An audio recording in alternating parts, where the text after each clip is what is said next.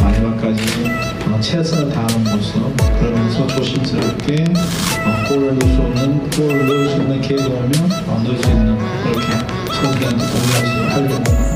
Komentar sangat mengejutkan pelatih timnas Indonesia Sintayong usai timnas Indonesia dibabat 2-0 atas Vietnam di leg kedua semifinal Piala AFF 2022.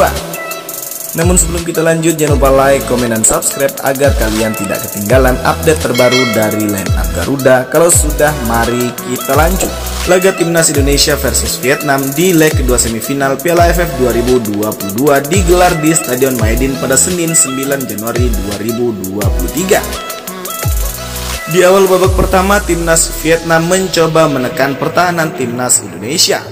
Mereka secara mengalirkan bola dari kaki ke kaki. Hasilnya mereka bisa mencetak gol cepat pada menit ketiga. Berawal dari umpan Janapong Duhai di lini tengah pertahanan timnas Indonesia, berhasil dimanfaatkan oleh Nguyen Tien Linh setelah lolos dari kawalan Jordi Amat. Skor 1-0 untuk tuan rumah kala itu. Timnas Indonesia berusaha tidak terpengaruh dengan gol tersebut. Mereka tetap memainkan permainan dari kaki ke kaki sembari membangun penyerangan dari bawah. Kedua tim pun saling berebut bola di tengah laga kala itu.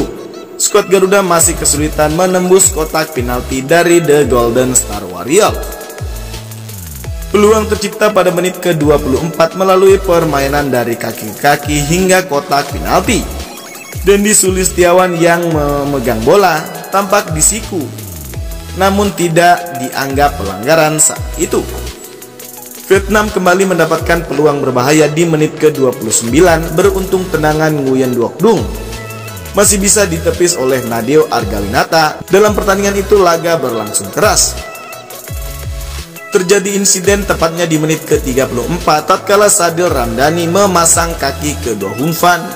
Di sisi lain, Van Hau terus memprovokasi para pemain timnas Indonesia. Laga keras pun tersaji hingga menit-menit akhir babak pertama. Timnas Indonesia pun masih kesulitan menembus ketatnya pertahanan lawan dan provokasi mereka. Jalannya di babak kedua, timnas Vietnam makin mengeksploitasi permainan timnas Indonesia. Alhasil timnas Vietnam berhasil mencetak 1 gol lagi, tepatnya di menit ke-48.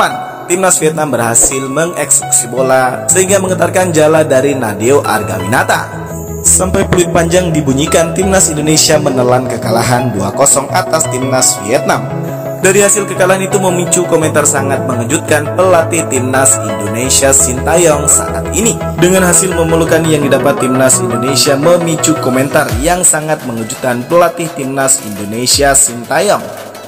Ia menyebut permainan timnas Indonesia tidak sama sekali berkembang pada malam hari ini, melainkan permainan timnas Indonesia lebih cenderung bermain menunggu dan memain tidak implosif kala bertandang di markas Vietnam. Sekali lagi kami kalah telak dari timnas Vietnam malam hari ini. Lagi-lagi kami tidak bisa menembus partai final, dikandaskan oleh timnas Vietnam.